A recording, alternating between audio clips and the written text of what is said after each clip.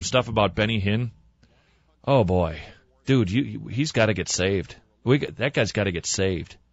Ay, ay, ay, ay, ay, ay, ay. I'll share it another day. Sue is on her cell phone. Hello, Sue. Hi. Well, kind of on that same line, but for a different reason. Same kind of preachers, but the prosperity preachers that Jesus said, "Sell everything you have and follow me," and it made that rich young ruler so sad because he didn't want to do that. And yet, so many of these preachers are preaching that if you're in God's will, you'll get wealthy. And I really feel Jesus would attack that. Thank you very much for your phone call. I don't know that I could argue.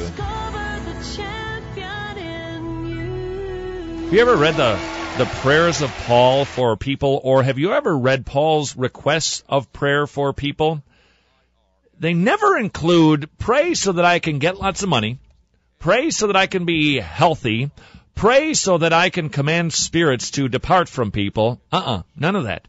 Pray for me so that I can endure temptation, so that I can come see you, so that I can run the race. Always prayer for the individual and spiritual things, not prosperity things. By the way, this is kind of an aside, but kind of the same concept. As we've been talking a lot in the past several weeks about the homosexual issue and the homosexual marriage. And some people, they dare to talk about, well, Romans 1 doesn't mean what it means, and 1 Corinthians 6 doesn't mean what it means, and 1 Timothy 1:10 doesn't mean what it means, and it means what it means, because that's what it says, and that's what it means. It's the clear and obvious meaning, and that's what it says, that God is opposed to homosexuality. He doesn't like it. It's a sin. Just as an aside, 1 Corinthians 7 talks a lot about the marriage relationship. How what's supposed to happen, who's supposed to get married to whom, and how we're supposed to stay married. Always addresses what? A man and a woman. How come it doesn't ever address a man and a woman and a woman? Anytime that Paul talks about the marriage, how we're supposed to, wives, submit to your husbands. Husbands, love your wife the way Christ loved the church. Always a man and a wife, not man and a man, a woman and a woman. In Genesis 3, why didn't God create another man and make it so that one could reproduce?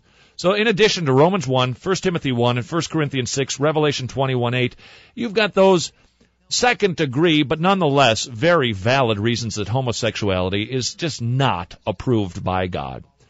651-681-8255. By the way, there's somebody that he'd have a big issue with. Those preachers, how's about the ones in the ELCA? Not all of them. Those preachers in the ELCA who are pushing for homosexuality to be sanctioned by the church. I wonder if he'd want to cleanse the Episcopal Church. I wonder if he'd have an issue with the Anglican Church. I wonder if he wouldn't be a little concerned with the American Baptist Church. 651-681-8255. Hello, Tom. Hello, Todd. How you doing? I'm good. Good. Hey. Well, I just wanted to make a comment. I noticed not a lot of callers had called in regarding your what would Jesus cleanse in the temple if he returned? Mm-hmm. Well, same. And I think basically your show kind of hits it right on the head when you talk about having a biblically based style, because I think that's basically the foundation for a lot of this growing apostasy that Jesus said would happen right before he returns. And I've experienced this with my with the church I grew up back home, where I noticed that with a lot of churches nowadays, number one, they instead of taking the Bible literally and instead of taking God's word for it, they choose to have their own symbolic approach to it. Because they're smarter. Oh, they're smarter, yeah. Yeah. And they're enlightened. Oh, yeah, and they've got science, too. And, there's a few principles there that I always tell people when they ask me, how do I interpret the Bible? And I say, I don't interpret the Bible. And they say, well, what do you mean? I said, well, let God interpret the Bible. Let the Bible interpret the Bible. And they say, well, how do you do that? I said, it's quite simple. Do you read Shakespeare? Do you read anything else? Well, if you do you take it for what it says, or do you try to find a different book to interpret it? Clear and obvious meaning. Absolutely. Just read it. What does it say? That's what it means. Yeah. I mean, if you come up to somebody and say, you take one verse of, like I said, Shakespeare or some other book, and you say, well, that's what the Bible, that book describes, they're going to say, well, you have to read the whole thing. Well, then how come in our churches today they choose to take some books of the Bible and ignore others? Like you know why, don't you? Because it causes them to stop their sinning. Exactly. And who wants to, hey, Tom, thank you very much for your phone call. I appreciate it. What would Jesus cleanse from the temple? Tracy? Hello? Hi. Hi. I need your advice, too, but purpose-driven life. I think they need to cleanse that.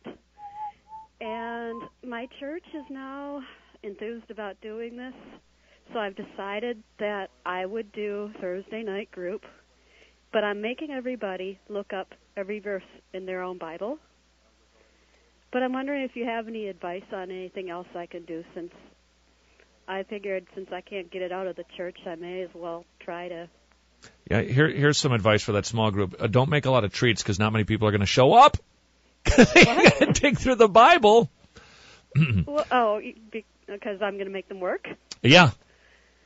I can't, I've heard of Bible studies where they don't study the Bible. In fact, they don't even read Christian books. They just read books, just fiction. Any old thing will do. Well, because we already had the prayer of Jabez. Right. Something called networking. And by the way, I would like to ask this question. Is anybody still Jabezing? Really? Is anybody still praying the prayer of Jabez? I don't think so. Yes, here today, gone tomorrow. Things like sometimes, Tracy, we just need to tough them out and wait them out and just endure it, and eventually they go away. I sent everybody emails.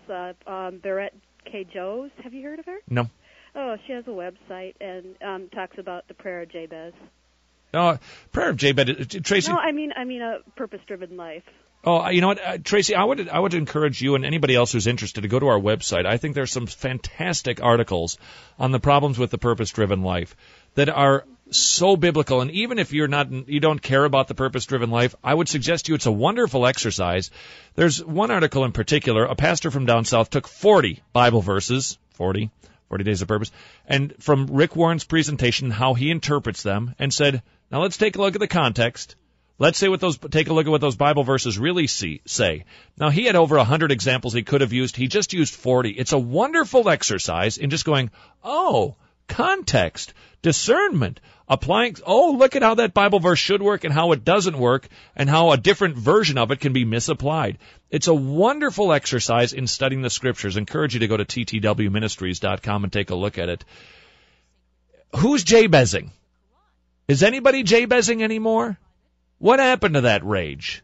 These things that are, I'm all for good Christian books. I think it's great. Yeah, terrific. Let's have them. Let's read them. I think John MacArthur, The Hard to Believe, is a great book. Way of the Master, great book. All kinds of good stuff. Yeah, you've also got classics. You've got Pilgrim's Progress. But this stuff that is so not biblical. I think Jesus would cleanse toot sweet. I got to tell you something. I'm really pleased that nobody has called in and said, we should cleanse coffee shops from churches. We should cleanse bookstores from churches. See, I don't hold that opinion. Whatever. Church, have a coffee shop. Make it convenient for people to get a cup of coffee. So what? Have a bookstore there. Make some money off your bookstore. So what? Doesn't bother me a bit. As long as the stuff is good. I'm so grateful. Nobody's called in and had kind of a bugaboo about that. Coming up, more, what would Jesus cleanse from the temple? And if you don't hit on it, I will during the 5 o'clock hour. The big thing that I see coming into the Christian church now, and it's real bad. Real bad. Hinted at it earlier with pantheism and panentheism. How is it weaving its way into modern-day evangelicalism? Next, Talk the Walk on AM 980 KKMS. More Spirited Talk Radio and Pete Bush in traffic. Talk the Walk on AM 980 KKMS. More Spirited Talk Radio. Alan, hello. Hello. Hi. Hi. So listen, one thing I think that he would really purge would be relativism. And some of its fruits and what it does to relationships. I think you're intolerant. That's what I think. Well, what I would say is if I enjoy arguing, but there's a long-term goal in the fact that I get to know that person more. No, sure. Yeah. And then I can learn to trust them, and then I earn their trust over time. But it just drives me batty when you hear someone who let's just get along. Okay. Gotta hang up on you. We're out of time. Going into hour 3. The question of the day is, what would Jesus cleanse from the temple? This is going to be really cool. Got a suggestion for you, something that he might cleanse. It's brand new. It's all the rage in the Christian churches these days. It's called contemplative prayer. Thanks, Richard Foster. We'll be talking about you and contemplative prayer. Why it shouldn't be in the church next on False Teacher Tuesday on KKMS.